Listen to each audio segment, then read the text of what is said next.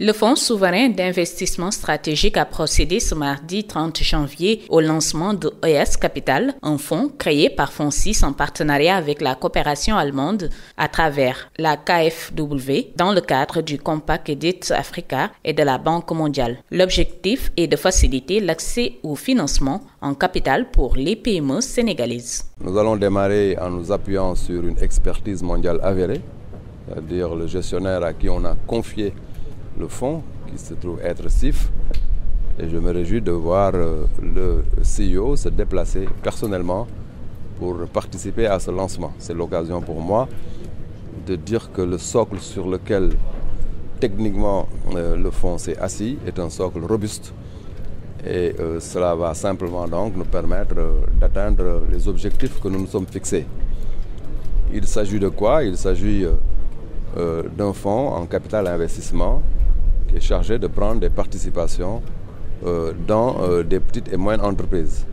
Mais l'objectif in fine, c'est de créer des champions nationaux, faire en sorte que dans l'écosystème de la PME, qu'il puisse y avoir de véritables champions très robustes qui utilisent le capital investissement pour se développer. La différence fondamentale entre cette intervention et l'intervention par la dette classique, quand vous allez au niveau de la banque, vous prenez une dette. Et là, c'est tout à fait différent. CIF, en tant que gestionnaire, utilise Oyas pour entrer dans le capital des PME et partager à la fois la rentabilité et le risque. Et c'est ça véritablement l'innovation. Et je suis persuadé que les deux phases, notamment le premier closing de 35 milliards, un deuxième closing qui va nous permettre d'atteindre la taille cible de 50 milliards, permettront, ces deux closings-là, d'avoir dans l'écosystème du financement un véhicule tout à fait innovant qui permette aux PME de combler éventuellement une partie de leurs besoins de financement. Nous savons que le besoin de financement global de la petite et moyenne entreprise au Sénégal est à peu près de 800 milliards, mais je suis persuadé qu'un fonds comme Oyas va bien entendu se développer et permettre in fine d'avoir une expansion qui lui permette véritablement de combler une partie importante du besoin de financement de la petite et moyenne entreprise. Il s'agit d'évaluer un business plan avec une entreprise et de regarder dans quelle mesure nous entrons dans son capital. Et tout à l'heure, le directeur Afrique de CIF a bien expliqué que le positionnement de Oyas n'est pas un positionnement majoritaire par rapport aux porteurs du projet. Donc, vous pouvez avoir votre projet et Oyas vient y participer à hauteur de 40% par exemple. Et vous restez sur les 60%. Vous êtes deux actionnaires. Nous sommes dans la gouvernance et dans le management comme vous. Et nous partageons à la fois le risque et la rentabilité. Fondamentalement, c'est cette logique-là qu'il faut avoir. C'est la logique capital investissement qui n'a rien à voir avec la logique bancaire de l'endettement.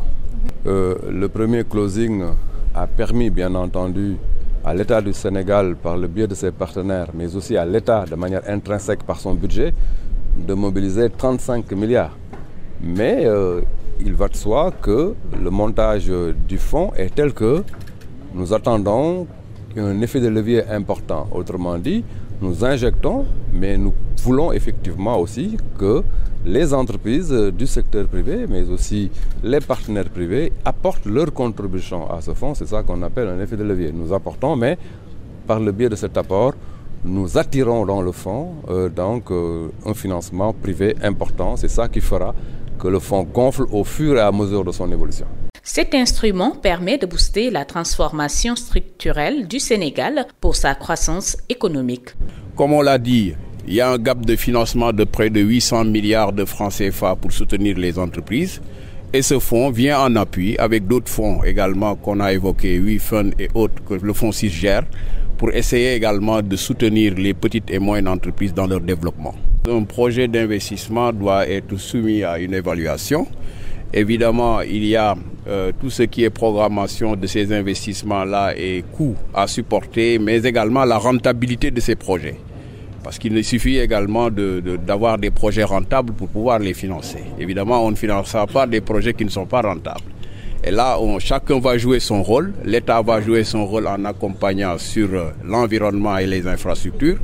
Le fonds 6, avec le fonds Oyas, va mettre en place des instruments qui permettront un accès très facile aux PME à fort impact, mais également aux startups, ce qui permettra véritablement de pouvoir soutenir la croissance économique en général. Le déploiement de OAS Capital débutera en janvier 2024, marquant ainsi le début d'une nouvelle ère pour les PME sénégalaises.